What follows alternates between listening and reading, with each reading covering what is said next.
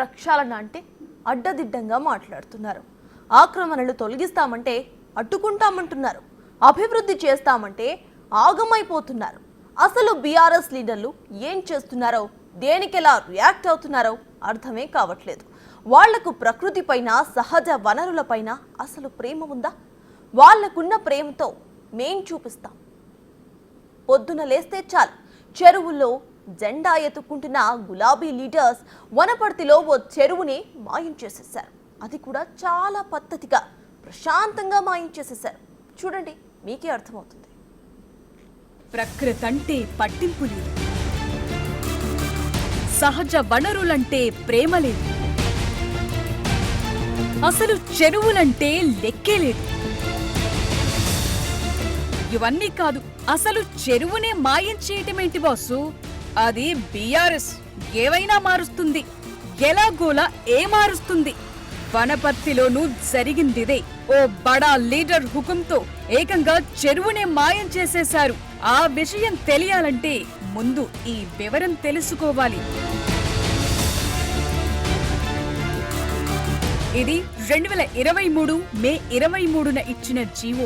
వనపర్తి శివార్లలో ఉన్న నాగవరంలోని మేళ్ల చెరువుని శిఖం భూమి నుంచి అయాన్ భూమిగా మారుస్తున్నట్లుగా ఇచ్చిన అప్పటి సర్కారు వారి ఆర్డర్ ఇది.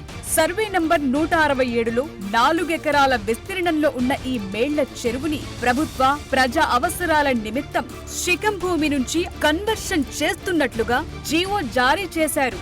అసలు మేళ్ల చెరువును శిఖం భూమి నుంచి అయాన్ భూమిగా ఎందుకు కన్వర్ట్ చేశారో తెలుసా?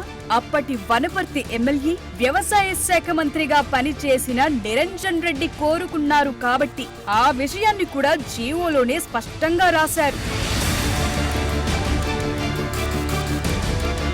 శిఖం భూమి కన్వర్షన్ కోసం నిరంజన్ రెడ్డి ఏం సూచించారంటే, మేళ్ల చెరువు అనేది ఇప్పుడు పనికి రాకుండా పోయింది, అందులో ఒకప్పటిలా నీళ్లు నిలవట్లేదు, చెరువు క్యాచ్మెంట్ ఏరియా అంతా ప్లాట్లుగా మారిపోయింది, దానివల్ల చెరువులోకి నీరు చేరటం లేదు, పైగా దాని కింద ఎలాంటి ఆయకట్టు లేదు, ఈ చెరువు వల్ల భూగర్భ జలాలు కూడా పెరగటం లేదు, చివరికి పశువులు నీళ్లు తాగేందుకు కూడా పనికి రావటం లేదు, కాబట్టి ఇక్కడ చెరువు ఉండటం వేస్ట్. వనపర్తిలో భవిష్యత్తులో ప్రజా అవసరాలకు, ప్రభుత్వ భవనాల నిర్మాణాల కోసం ప్రభుత్వ భూమి అందుబాటులో లేదు. అందుకని ఈ 4 ఎకరాల చెరువు భూమిని అయాన్ భూమిగా మార్చేస్తే అక్కడ కావాల్సింది కట్టేసుకోవచ్చు. వ్యవసాయ మంత్రిగా ఉన్నప్పుడు ఆయన చెప్పిన మాట ఇది. ఆయన కోరుకోవటంతో వనపర్తి మున్సిపల్ కౌన్సిల్ కూడా తీర్మానం చేసేసింది. ఆ తరువాత ఈ ఇష్యూని CCLAకు పంపారు. అక్కడి నుంచి ఫైల్ కలెక్టర్ కు చేరింది. మొత్తానికి అన్ని దశలు దాటి మేళ్ల చెరువు సాధారణ ప్రభుత్వ భూమిలా మారిపోయింది. మరి నిజంగానే మేళ్ల చెరువులో నీళ్లు నిలవటం లేదా? జీవోలో చెప్పినట్లుగా అక్కడ ప్లాట్లేమైనా వెలిసాయా? ఇండ్లేమైనా కట్టుకున్నారా? అర్బనైజేషన్ తో క్యాచ్మెంట్ ఏరియా దెబ్బతిందా అనే విషయాలను కొన్ని రోజుల క్రితం బిగ్ టీవీ పరిశీలించింది. కానీ ఆ చెరువు చుట్టుపక్కల ప్రాంతాల్లో పెద్దగా నిర్మాణాలేవి జరగలేదు. సరే, మరి వర్షాకాలంలో ఈ ప్రాంతంలో పరిస్థితి ఏంటని బిగ్ టీవీ మళ్లీ పరిశీలించింది. నీళ్లు నిలుస్తున్నాయా లేదా అనేది తెలుసుకునేందుకు వెళితే కనిపించిన సీనిది. విజువల్స్ లో మీరు చాలా క్లియర్ గా చూడొచ్చు. నీళ్లే లేవు, ఎప్పటికీ రావు అంటూ ల్యాండ్ ని కన్వర్ట్ చేస్తూ జీవో ఇచ్చిన ప్రాంతంలో మేళ్ల చెరువు సజీవంగానే ఉంది, నీటితో కళకళలాడుతోంది. దేశానికి 4 ఎకరాల విస్తీర్ణంలో ఉన్న మేళ్ల చెరువు వనపర్తి టౌన్ కు ఎంట్రన్స్ లో ఉంది. దీని ఎదురుగానే RTA ఆఫీస్ కూడా ఉంది.